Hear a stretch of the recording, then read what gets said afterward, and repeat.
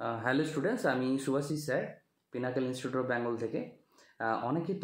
অনেকে আমাকে মেসেজ করছো বা জানতে চেয়েছো, দেখলাম আমাদের গ্রুপগুলোতে মেসেজ করছে যে স্যার আজকে যে এসএসসির সুপ্রিম কোর্ট থেকে যে নতুন রায়টা দিল, তাতে 2016 সালের যারা ক্যান্ডিডেট শুধু কি তারাই এই নতুন এক্সামটাতে বসতে পারবে, না নতুন যারা আছে অ্যাপার্ট ফ্রম 2016 সালের যে প্যানেল আছে তারাও কি বসতে পারবে?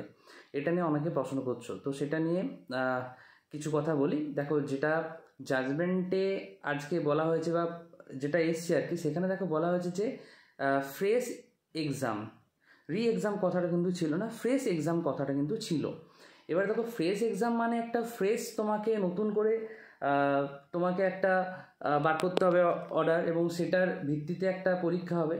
এবং দেখো, এতে কিন্তু অনেকটাই মনে হচ্ছে যে নতুনরা কিন্তু বসার একটা সুযোগ থেকে যাচ্ছে, বুঝতে পেরেছো তো? যদিও বিকাশ রঞ্জন ভট্টাচার্য তোমার কিন্তু বলেছিলেন যে শুধুমাত্র 2016 সালে যারা আছে তারাই একমাত্র বসতে পারবে, কিন্তু আবার দেখো তোমাদের শামীম বাবু যিনি আছেন উকিল, তিনি কিন্তু বলছেন যে না, এরকম কোনো কিছু নেই।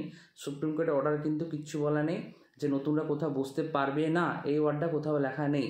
ফ্রেশ এক্সামিনেশন যেহেতু বলেছে বা ফ্রেশ রিক্রুটমেন্ট যেহেতু বলেছে, সেহেতু তারাও কিন্তু নিতে পারবে, অংশগ্রহণ করতে পারবে।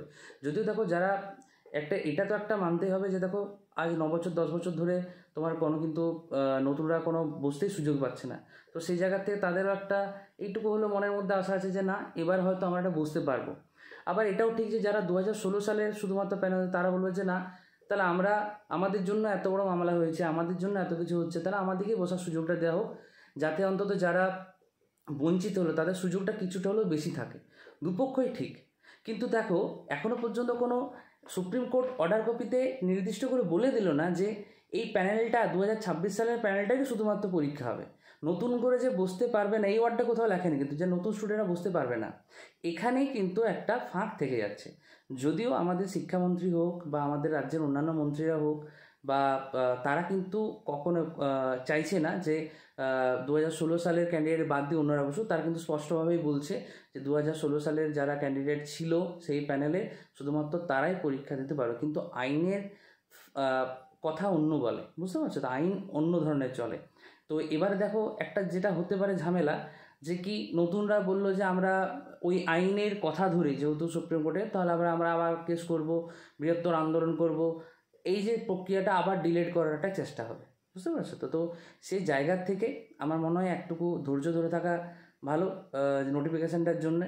হ্যাঁ, ওনারা যেটা চাইবেন সেটাই হবে, নতুবা দেখা যাক কী হয়। কিন্তু আমি যেটা দেখলাম, অর্ডার কপিটা পড়লাম বা বিভিন্ন যে ভিডিওগুলো, সেগুলো আমি ভালো করে দেখলাম, উকিলদের কথাবার্তাগুলো, সেখানে কিন্তু একটা কথা ফ্রেশ রিক্রুটমেন্টের কথা বলা আছে, বুঝতে পারছো তো? সেই জায়গার থেকে there may be a big possibility যে নতুন যারা আছো তারা কিন্তু বসতে পারবে।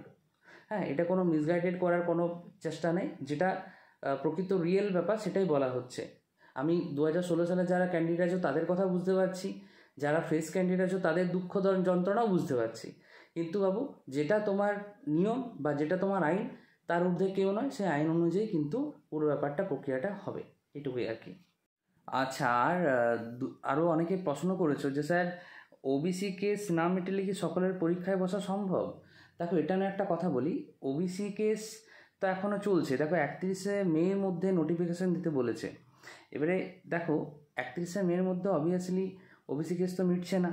তাহলে তো মনে হতেই পারে যে স্যার আবার তো সেই যারা ধরুন এর মধ্যেও তো ওবিসির কোনো তো এখনও কুলকিনারা হলো না, কারা ওবিসি ঠিকঠাক পারফেক্ট নয়, তাহলে স্যার কী করে আবার নতুন প্রসিডিওর হবে? তাহলে এতদিন কেন চাকরিগুলো বন্ধ ছিল বা বন্ধ আছে ওবিসি কেসের জন্য, তাহলে এটাই বা কী করে হবে? দেখো, শর্ত সাপেক্ষে কিন্তু সম্ভব, যেহেতু এটা সুপ্রিম কোর্টের মানে তোমার অর্ডার, সেক্ষেত্রে কিন্তু এগুলোকে তোমার একটুকু আউটলুক করে তোমার কিন্তু শর্ত সাপেক্ষে ওরা কিন্তু করিয়ে দেবে বা নোটিফিকেশান দিয়েই দেবে, যেহেতু সুপ্রিম কোর্টের সম্ভব মানে অর্ডার দিয়েছে আর কি, সেটা আর কি।